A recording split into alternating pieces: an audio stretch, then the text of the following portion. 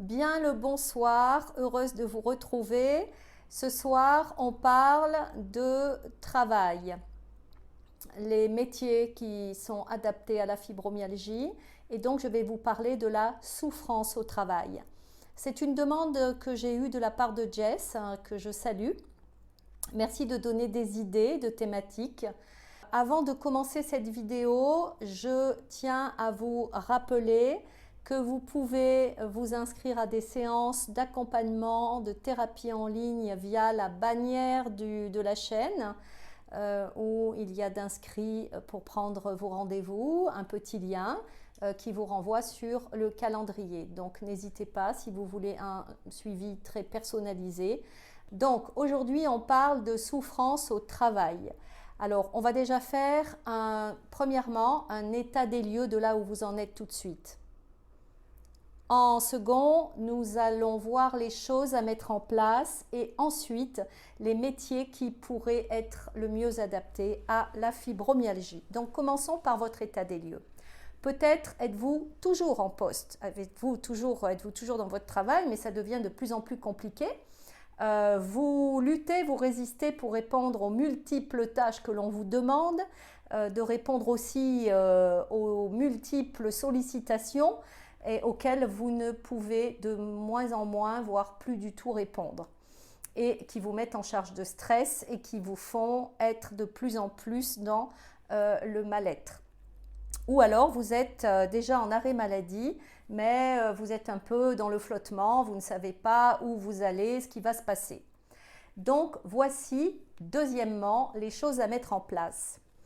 La première des choses à mettre en place, c'est que dès que vous avez été diagnostiqué, donc c'est la raison pour laquelle le diagnostic est primordial, vous allez, avec l'aide de votre médecin, réaliser une demande de MDPH à la maison du handicap, non pas pour percevoir une allocation qui s'appelle l'allocation adulte handicapé, AAH, ce n'est pas pour percevoir cette AAH, sauf si vraiment vous y avez droit, alors pas de souci, vous faites aussi la demande de l'AAH. Mais dans un premier temps, c'est d'être inscrit et référencé à la MDPH. Pourquoi? Eh bien parce que si vous quittez votre boulot, si vous voulez vous reconvertir, faire des bilans de compétences ou autre, eh bien sachez que si vous êtes à la MDPH, vous aurez la priorité sur toutes les formations, la priorité pour tout ce qui est de l'ordre de l'orientation professionnelle. Donc ce n'est pas rien. Et ensuite, sachez que vous ne serez pas pris en charge par le Pôle emploi, mais par une antenne spécialisée pour le handicap qui s'appelle le CAP Emploi. Et le CAP Emploi, il est en lien avec de nombreux employeurs qui ont l'obligation d'embaucher un certain pourcentage de personnel en situation de handicap sous peine de payer de grosses pénalités.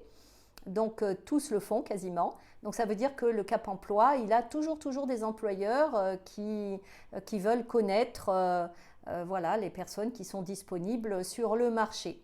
Alors, troisièmement, on en vient à ça, les métiers qui seraient le mieux adaptés. Bon, clairement, il faut se sortir de tout ce qui est port de charges lourdes et manipulation et tout ce qui est les postes debout. C'est pas possible, voilà. Donc ça veut dire qu'il faut éviter aussi tous les métiers en tension, je pense notamment à la restauration, pour éviter les charges de stress et aller plutôt vers des métiers qui ressourcent, alors je pense les métiers de la relation humaine qui sont très adaptés, l'administratif, les métiers qui ne vous demandent pas forcément de vous déplacer tout le temps parce que ça risque avec les douleurs d'être contraignant et pesant. Je pense par exemple à des commerciaux qui prennent la voiture et qui font beaucoup de kilomètres. Voilà, donc des petites orientations que je vous donne pour voilà, donner un nouveau souffle à votre orientation professionnelle. Alors il se peut que vous soyez encore entre deux, voilà, en arrêt maladie, pas tout à fait au clair avec tout ça, mais pensez à tout ce que je viens de vous dire. C'est la base et j'espère vraiment de tout cœur que cette vidéo vous aura été utile Et je vous envoie plein de d'ondes positives. Voilà, merci pour votre écoute et à très vite, même peut-être avant. Au revoir.